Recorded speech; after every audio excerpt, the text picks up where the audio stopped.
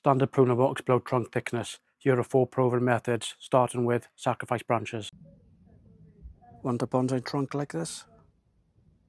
Then this might be the hardest thing you might have to do. Leave this alone. I know everything in you wants to cut it, but that branch could actually be helping you build that trunk. Let me show you why. Biggest mistake I see is making a bonsai look finished too soon. You see a long shoot, you see a branch grow in the wrong direction, the scissors come out. But if your goal is trunk development, that's not always what you want, because a thick trunk comes from growth. Tree needs healthy roots, healthy foliage, and strong, vigorous growth. So sometimes you have to let the tree look worse before it looks better. Rule 1, let the tree grow. If the trunk still needs thickness, don't automatically prune every long shoot. This growth is giving the tree more foliage, and more growth means more resources produced by the tree.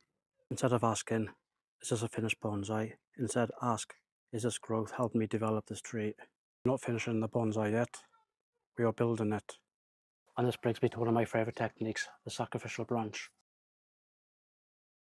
The clue is in the name. It may not be part of the final design, but I'm growing it for a purpose. I'm allowing it to run, and I'm letting the tree put energy into strong growth. Eventually, when I develop the trunk thickness I want, this branch can be removed.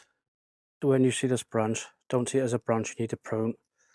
See it as a tool for developing that trunk. That's the mindset change. Something very important here, you can't just grow the sacrificial branch forever. If you allow it to grow too big, you will end up with a big scar. And depending on the species, that can take years to heal. So sacrifice branches need a plan. You need to think about where they're growing, how thick you're allowing them to get, and when you're eventually going to remove them. And none of this works if the tree isn't growing strongly. You need healthy roots, good light, correct watering, and appropriate feeding during active growth. Goal is simple: healthy tree, strong growth, more development. You're not trying to force a weak tree to grow, you're creating the conditions for a healthy tree to do what it naturally does. So when do you actually cut the sacrificial branch? Well, when you've actually achieved what you were growing it for. The trunk still needs more thickness, you may need more time, but once you've got the thickness and structure you're looking for, so that's when you can move the sacrifice growth and move the tree towards refinement. Number 1, let it grow. 2, use sacrificial branches whenever possible. And 3, give the tree the conditions it needs for strong, healthy growth. Then grow, thicken, then refine. Before you remove a long branch or reach for the scissors, just ask yourself one question before you move that branch. Is that branch building this trunk that you're trying to create? But then the branch you want to cut may be the branch that you want to keep. I hope that that was useful for you and maybe make you think about removing sacrificial branches or grow them for your own sake. Well, thank you very much for watching. To feed that explosive growth, roots need maximum oxygen. Here's why bond baskets make the difference. Want a seriously thick bonsai trunk? Then stop thinking about the bonsai pot. Because sometimes the best thing you can do is give the tree a lot of more room to grow. This is the basket method. It's one of my favourite ways to build serious trunk thickness. In episode 1, I showed you one way of building trunk thickness, but this method is completely different. And the basic idea is really simple. Give the tree more room and let it grow. When we're developing bonsai material, we shouldn't be thinking keeping it small. At this stage, we want growth, lots of it. A normal bonsai pot is designed to contain the roots and keep the tree small.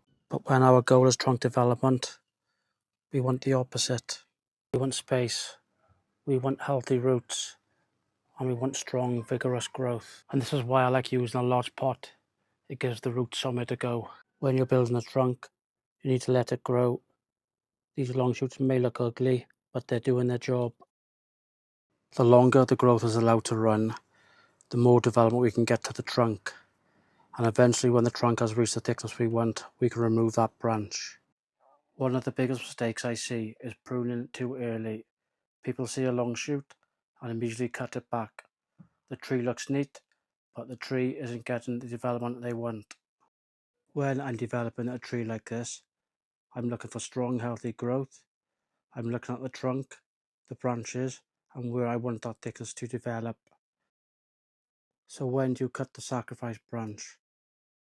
There's no magic number of weeks or months. You look at the tree, you look at the trunk, and you decide whether you've achieved the thickness you're after. You might spend months, even years, growing something that doesn't look like a bonsai at all. But underneath that wild growth, the trunk is getting thicker.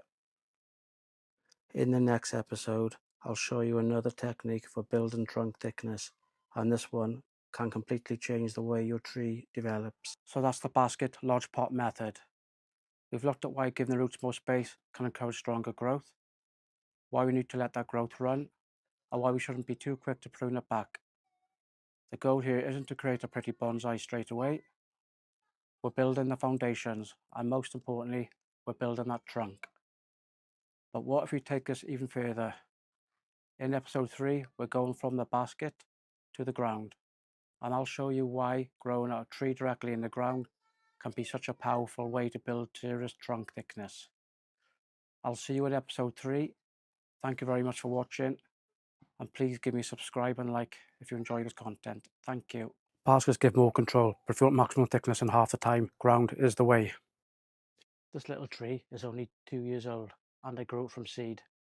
But right now I don't care about making it look like a bonsai. I want one with a thick trunk. So I put this weakum in the ground, and I'm going to let it grow. And this is the last episode in the trunk thickening series, so let's get straight into it. And this is where the real growth starts. If you've been following the series, we've already looked at 2 different ways of building trunk thickness. We've talked about sacrifice growth, and we've looked at growing a tree in a large basket or pot. And both methods have the same goal: get the tree growing strongly and let the growth put more thickness into the trunk. But this time we're going further. This tree is in the ground. This is my sweet gum. It's only 2 years old and I grew it from seed. So it is still very young, and the trunk thickness is nowhere near what you want for a bonsai. And that's exactly why I like to use this tree as an experiment, because you've got plenty of time to build it. I'm not rushing the final bonsai. I'm building the raw material first. Still, you might be asking, why am I growing a bonsai in the ground? Well, I'm not growing a bonsai. I'm growing a tree. In a bonsai pot, the roots are restricted. In the ground, the tree has more space to grow and develop correctly. And that strong growth is exactly what I want right now. The longer I can keep this tree growing healthy and strongly, potentially means more growth converting to the trunk. And here's the important part. I have to stop thinking I'm working with a finished bonsai. But if I keep pruning this tree to make it look pretty, I'm taking away the growth that's helping me build the trunk. Because right now, ugly growth is good growth. The finished bonsai comes later. But from this point, I'm going to let the tree grow strongly. I'm not going to constantly cut it back just because it looks ugly. And I'm going to let the tree put its other tree into getting bigger. This sweet gum won't look like a beautiful bonsai for a very long time. But honestly, I don't mind. Basically the same principles we talked about with sacrifice branches in episode 1. We're allowing growth to run so it develops the tree. And eventually, when I've got the trunk thickness I'm looking for, I'll be able to cut back the growth and start selecting what becomes the future structure. Now, there's something important to say. Just because this tree's in the ground doesn't mean that we can just forget about it. I still need to keep an eye on watering. I need to make sure the tree stays healthy. I need to watch for pests and competing growth around it. And I also need to think about the roots. Because eventually, if I'm to turn this into a bonsai, the nebari also matters too. With all this in mind, so eventually, what is the plan here? Simple. Grow more, then some more, then grow more. I'm going to let this tree build strength first and trunk thickness before I start worrying about refinement and fine branching. Eventually I'll come back to it, assess the trunk, look at the branches, look at the roots and decide what the next step is. And that's really the biggest lesson from this whole series. There isn't one magic trick for building a thick bonsai trunk. The basic idea is simple. Give the tree strong growth, give it time, and don't try to make a finished bonsai too early. Sometimes the best thing you can do for your future bonsai is leave it alone and let it grow. This little sweet gum started life as a seed. 2 years later it's here, and now I'm giving it space to become something much, much bigger. I have no idea how thick this trunk is going to become, but that's what makes this interesting. So that's episode 3, and that's the end of the My Thick Bonsai Trunk series for now. We've looked at sacrifice growth, we've looked at basket growing, and now the sweet gum in the ground. Now the hardest part is simple, we wait. And when this trunk starts getting bigger, I'll get you back. I will see exactly what we've created. I hope you enjoyed this series and use these methods to boost your trunk thickness. Also, as requested by you, I'm going to demonstrate sacrificial branches on 5 different varieties of my collection. So don't miss this. Please give me a like and subscribe. Now every tree reacts differently. Let's look at scraggly sacrifice branches across my collection of 5 trees.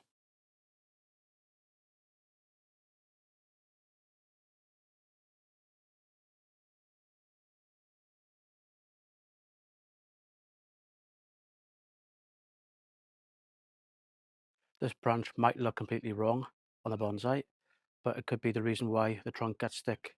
Today I'm showing you 5 of my trees, exactly why I'm growing these sacrifice branches, and most importantly when I plan to remove them. If you're trying to build a bonsai with a thick powerful trunk, one of the biggest mistakes is trying to make the tree look like a finished bonsai too early. You want growth, hard fast growth. These are sacrifice branches. They aren't necessarily part of the final design. Their job is to help the trunk thicken while the tree is still in its development stage. And every tree here is at a different stage, so let's get straight into it and show you all 5. First up is this Japanese maple, and this is exactly what I'm looking for when I'm developing trunk thickness. As this branch grows strongly, the trunk underneath responds by adding thickness, and that's exactly what we're after. And here's the important part, we cannot leave the sacrifice branch growing forever. Once I've got enough thickness in this section of the trunk, I'll remove it and allow the tree to move into the next stage of development.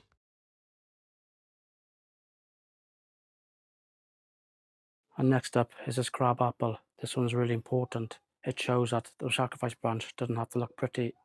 At this stage, I'm much more interested in growth than appearance. This branch has helped me build a trunk before I worry about refining the tree. Look at where this branch comes from. This is the part that I want to thicken. The mistake would be cutting this back too early, simply because it doesn't look like a finished bonsai. For now, I'm letting it work. And the sweet gum is a perfect example of why patience matters. When you're growing a tree, you'll have to accept that you won't have a finished bonsai for some time, but that's completely fine. This branch is here for a reason, growth. The longer and stronger I allow the tree to grow, the more development I can get from this part of the trunk.